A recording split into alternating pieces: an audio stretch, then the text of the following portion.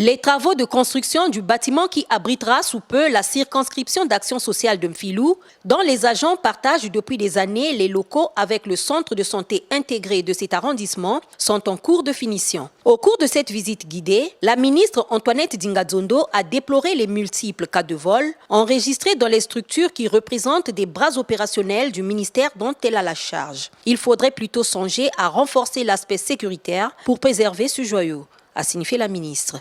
Nous avons beaucoup de cas de vol. C'est pour ça que nous insistons beaucoup sur les aspects sécuritaires.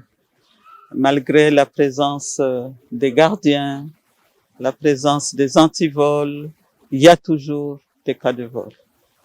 Notre département, direction départementale est l'objet de multiples vols, parfois dans le mois 2-3 vols.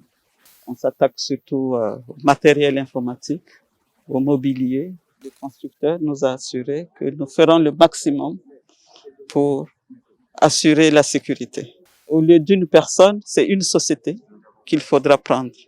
Mais là aussi, il faudra que nous soyons en mesure d'assurer le coût. La construction de ce bâtiment par la Société française Ingénierie, Services et Développement se réalise grâce à l'appui financier de l'Agence française de développement. Dans le cadre de ce projet, on est un petit peu en dessous de 200 millions de travaux, même s'il peut y avoir encore un petit peu de discussion, parce qu'on a vu qu'il faudra peut-être refaire des clôtures et quelques autres aspects.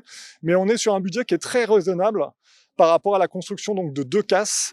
Et on est quand même très content d'être arrivé à faire ces 2 constructions. Donc on attend encore un petit peu avant de les inaugurer. D'une durée de 6 mois, les travaux commencés en février dernier ont connu un léger retard dû à la période de confinement durant laquelle n'a fonctionné qu'un service minimum.